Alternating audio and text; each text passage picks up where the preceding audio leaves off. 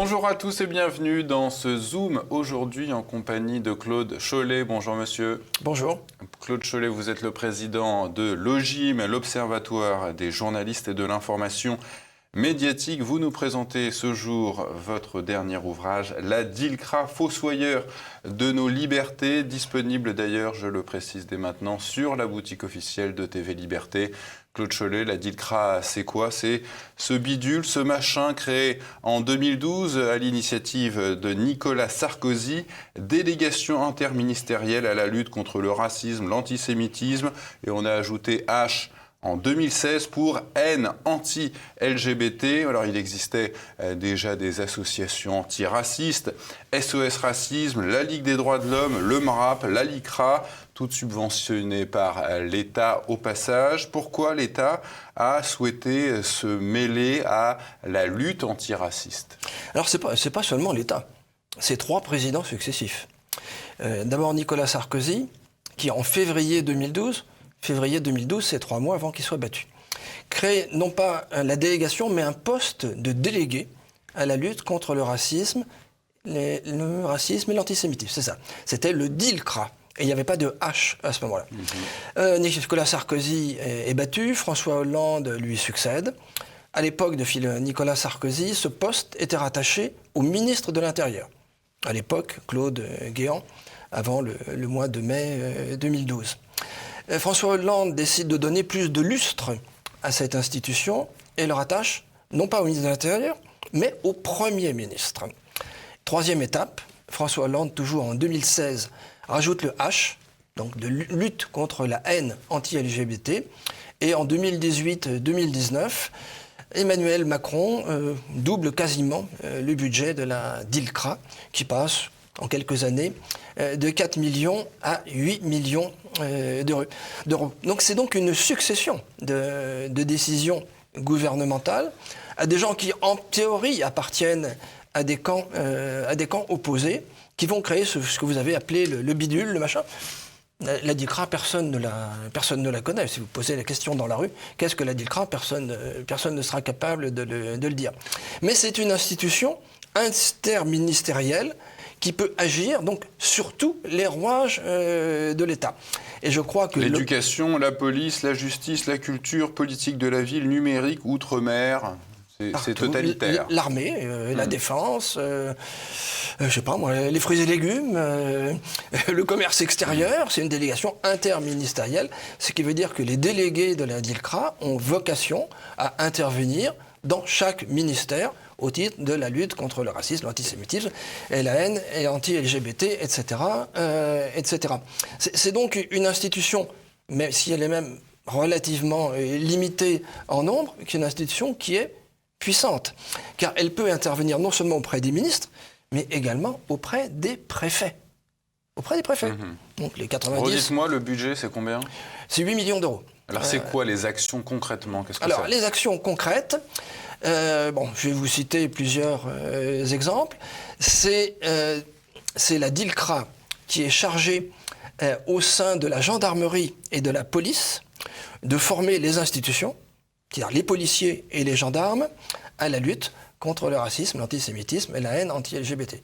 Ce qui veut dire qu'un peloton de gendarmerie peut recevoir demain matin, ou un commissariat après demain matin, un délégué de la DILCRA qui va leur dire: les gars, maintenant je vais vous expliquer ce qu'il faut faire et ce que vous devez faire, et vous avez plutôt intérêt... Pas être des vilains racistes. Et vous avez plutôt intérêt à le faire, à coopérer. Et de toute façon, le commissaire ne pourra rien dire, ou le colonel de gendarmerie ne pourra rien dire, puisque c'est un délégué de l'État qu'il a en face de lui.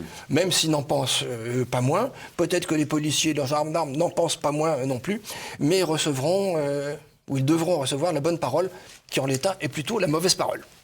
En quoi cette DILCRA, c'est ce que vous expliquez dans votre ouvrage, étouffe la liberté de pensée, la liberté d'opinion? Alors je vais prendre une comparaison.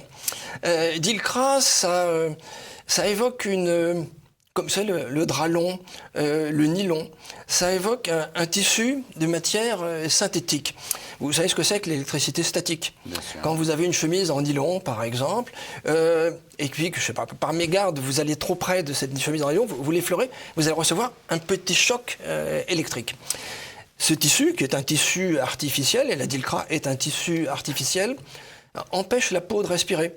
C'est un nid de germes, de virus, qui sont bien à l'abri sous une enveloppe plastique. Bon, faites l'essai. Hein. Vous enveloppez des aliments dans une enveloppe plastique, vous le mettez dans votre congélateur, manque de chance, le congélateur tombe en panne. Ça va moisir, et si vous l'ouvrez, il y aura une odeur fétide, et tous les aliments que vous aurez mis seront décomposés. Mais en quoi la DILCRA fait moisir la société là ? Elle ne fait pas moisir la société, n'exagérons pas. Elle y contribue, parce que ce n'est pas elle toute seule qu'elle va le faire. Mais par contre, elle va étendre tellement le champ de la lutte contre le racisme, supposé antisémitisme et supposé haine anti-LGBT, qu'elle va pratiquement restreindre toute liberté d'expression. C'est-à-dire que la plaisanterie la plus anodine, je ne sais pas moi, sur les Écossais qui sont supposés être avares, sur les Auvergnats qui ne se lavent pas, sur les Bretons qui boitent et sur les Alpins qui ont un goitre. Alors je ne veux pas parler des Papous avec leur petit étui pénien, et je ne veux pas parler non plus des personnes de petite taille, parce que qu'on ne peut pas appeler des nains. C'est-à-dire qu'il y a tout un pan de la vie publique, mais aussi de la vie privée, des conversations que vous pouvez avoir entre vous, avec vos amis, qui devient suspecte. Du délit. Et qui devient un délit. Alors, non seulement elle devient un délit, mais il y a des mesures qui sont prises en ce sens. Alors, rappelons-nous de la loi Avia. La loi Avia qui a été retoquée par le Conseil constitutionnel l'année dernière, en 2021. De lutte contre le racisme sur Internet. Voilà, lutte contre le racisme sur Internet. Bon, elle a été retoquée parce que considérée comme excessive et bridant la liberté d'expression. Eh bien, cette loi, tenez-vous bien, elle est revenue. Voilà une bonne nouvelle. Elle est revenue comment ? Grâce à la loi sur le séparatisme. Il y a l'article 42 de la loi qui renforce la lutte contre la haine sur Internet et contre le racisme, l'antisémitisme et la haine anti-LGBT. Et c'est quoi justement ces outils sur Internet pour lutter contre le racisme ? Alors il y en a plusieurs. Il y a d'abord ce qu'on appelle Pharos. Alors, Pharos c'est un site Internet sur lequel vous pouvez déposer une plainte parce que vous avez vu, je sais pas moi, sur Facebook, sur Twitter, sur un site, sur un journal, à la radio, à la télévision, enfin que sais-je, votre voisin, pourquoi pas, votre belle-mère, qui a tenu des propos qui vous semblent délictueux. Donc vous les dénoncez. Alors ça c'est la politique de la dénonciation. Les Français ont une certaine tendance à aimer la dénonciation, en particulier dans les périodes de crise. Mais alors là c'est la dénonciation à tous les étages et tout le temps. Dénoncer, il en restera toujours quelque chose. Mais il y a aussi les journées d'éducation aux médias. Alors je crois que c'est au mois de mars, mais ça va être bientôt, je crois, c'est fin mars au printemps, que chaque année ont lieu des journées d'éducation aux médias dans plusieurs milliers de lycées et de collèges en France, avec le CLEMI, qui est le comité de liaison d'éducation et des moyens d'information, et la DILCRA, qui va porter la bonne parole dans quelques milliers de collèges et de lycées pour expliquer aux collégiens de nouveau, etc., etc., etc. Au milieu de tout ça, ce qu'on peut ressentir, c'est quand même une impression d'étouffement. Hein. Parce qu'en plus, ça se rajoute à beaucoup d'autres choses. Hein. La commission Bronner, qui elle-même a rendu des conclusions pour renforcer la lutte contre la haine, etc. Viginum, le complotisme. Voilà, le complotisme, le fameux complotisme. Viginum, qui est une nouvelle institution pour, entre guillemets, bloquer les fausses nouvelles et les mauvaises nouvelles de l'étranger. La DILCRA, bon, ça commence à faire beaucoup de couches qui sont superposées. Et beaucoup de millions. Beaucoup de millions, et puis des millions qui nous empêchent de respirer. Alors la DILCRA, c'est bien sûr la lutte contre le racisme et l'antisémitisme. Pourquoi on dissocie l'antisémitisme du racisme ? Alors, bon, il semble que ça... Comme s'il y avait une hiérarchie dans les racismes. Alors, je ne suis pas capable de répondre à cette question, mais par exemple, si vous prenez la LICRA, c'est la Ligue internationale contre le racisme et l'antisémitisme, mais je crois, au départ, c'était d'ailleurs la LICA, c'était la lutte contre l'antisémitisme, et ils ont rajouté le R. Alors pourquoi y a-t-il, je ne sais pas, une ligne particulière sur l'antisémitisme? En tout cas, je ne suis pas capable de répondre à cette question. Vous avez constaté, Claude Cholet, que la lutte contre l'antisémitisme pourrait être mieux défendue que la lutte contre d'autres racismes. Alors, si on regarde au pied de la lettre, comme l'antisémitisme est désigné en lui-même comme un racisme un peu à part, on pourrait estimer que la DILCRA, en tout cas, il porte plus d'attention qu'envers les autres racismes. En tout cas, il y a un racisme qui, lui, est tout à fait oublié, c'est le racisme anti-blanc, puisque par définition, il ne doit pas exister. La CILCRA, donc, qui est un ancêtre, parce que ça part de très loin, toute cette histoire, comité interministériel, blablabla, etc., de 2003, s'est concentrée, dites-vous, presque exclusivement à combattre l'antisémitisme, et aussi la DILCRA, donc entre 2012 et 2000, avant qu'on ajoute le H, a noué un partenariat solide avec l'ALICRA, donc, qui est une association, elle, de lutte contre l'antisémitisme. Le titre officiel, lutte contre le racisme et l'antisémitisme, qui est très attaché à la lutte contre l'antisémitisme, puisque c'était leur premier objet social. Bon, je dirais qu'au-delà de ça, il y a effectivement des conventions qui ont été signées entre le ministère de l'Intérieur et la LICRA. Alors de nouveau, c'est pour l'éducation, entre guillemets, ou la formation des policiers, des gendarmes, c'est intéressant quand même, c'est ceux qui sont censés nous protéger, mais également pour la formation des magistrats. Alors je ne sais pas, moi peut-être que demain on aura aussi la formation des journalistes, ils n'en ont peut-être pas forcément besoin, la formation des artistes, la formation des clowns et des marins-pêcheurs. Le conditionnement. Que pensez-vous quand vous entendez Bernard-Henri Lévy, l'illustre, dire « l'antisionisme est le nouveau visage de l'antisémitisme » ?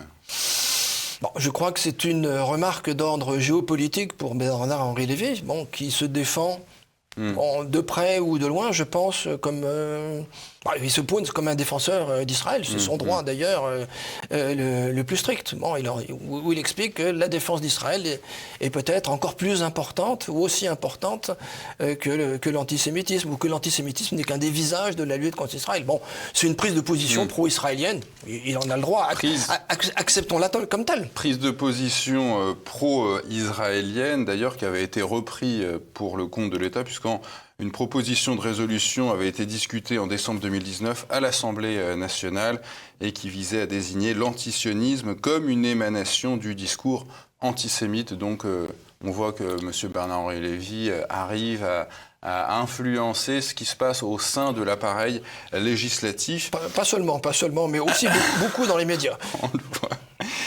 Et dans son ouvrage « L'idéologie française », on va continuer avec BHL, paru en 81, il écrit, je le cite, « Bien sûr, nous sommes résolument cosmopolites, bien sûr, tout ce qui est terroir, béret, bourré, bignou, bref, franchouillard ou cocardier nous est étranger, voire odieux », ou récemment, on a entendu le journaliste Jean-Michel Apathy dire « Les Français de chez les Français qui puent un peu des pieds ». À ma connaissance, personne n'a été poursuivi, au moins pour ces propos. Comment vous expliquez l'indignation ? On peut parler de la géométrie variable de l'antiracisme. Bon, nous avons découvert que Jean-Michel Apathy était podologue. Donc c'est une nouvelle intéressante. Il n'est plus journaliste. Il est devenu podologue. Pédicure peut-être. Un excellent métier par ailleurs et bien utile. Alors pourquoi deux poids deux mesures et pourquoi deux vitesses ? Bon, je dirais depuis toujours. Un exemple pratique, c'est la DILCRA. La DILCRA ne parle jamais du racisme anti-blanc. Ça n'existe pas. C'est plus Big Brother, c'est Big Other. Big Other, l'autre. Au fond, on ne doit pas défendre les siens, on doit d'abord défendre les autres. C'est une forme d'inversion de la politique que devrait être une politique gouvernementale, qui est d'abord la protection de ses propres citoyens. Alors de 2020 à 2023, il y a un plan national d'action pour l'égalité contre la haine et les discriminations anti-LGBT qui prévoyait l'amélioration du quotidien de ces personnes LGBT. Ça consiste en quoi ? Comment on améliore la vie de ces gens ? Alors, on améliore, entre guillemets, la vie de ces personnes en les mettant dans une espèce de bulle. C'est-à-dire que vous devez avoir un langage convenu. Si vous parlez, je sais pas moi, des immigrés, si vous parlez des homosexuels ou si vous parlez des transsexuels, encore pire parce que le transsexuel devient une espèce d'une nouvelle figure de la sainteté, vous devez employer un certain nombre de termes. C'est à un point tel qu'il y a maintenant eu dans les médias une charte qui a été imposée par je dirais un groupe ou une association qui s'appelle l'Autre Cercle, qui est très influente à Radio France, entre autres, qui est la charte de la haine, lutte contre la haine en LGBT, qui stipule qu'un certain nombre d'expressions doivent être employées et que d'autres expressions ne peuvent pas être employées. Que par exemple, si vous parlez... En fait, il faut éduquer les mauvais Français qui sont un peu cons. Et si vous parlez d'un transsexuel, qui est un homme qui est devenu une femme, vous ne devez pas dire « il », vous devez dire « elle » automatiquement, ou mieux. Yel, oui, le nouveau mot. Yel, peut-être.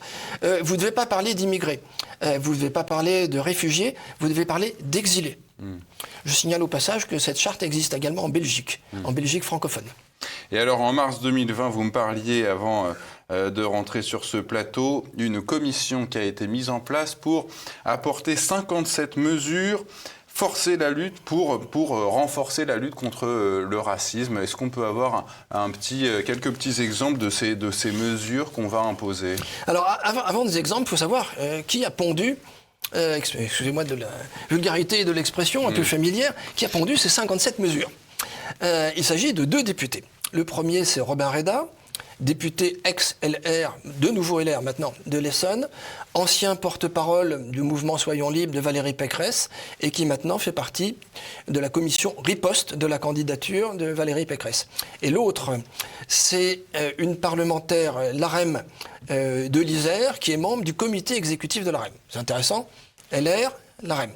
Et ils ont énuméré 57 mesures à la Prévert, je ne peux pas toutes vous les énumérer, pour renforcer encore, je dirais, la chape de plomb qui pèse sur nos épaules, sur notre langue et sur notre main quand on écrit. Alors parmi ces mesures, tiens, je vous en donne quand même quelques-unes qui sont bien.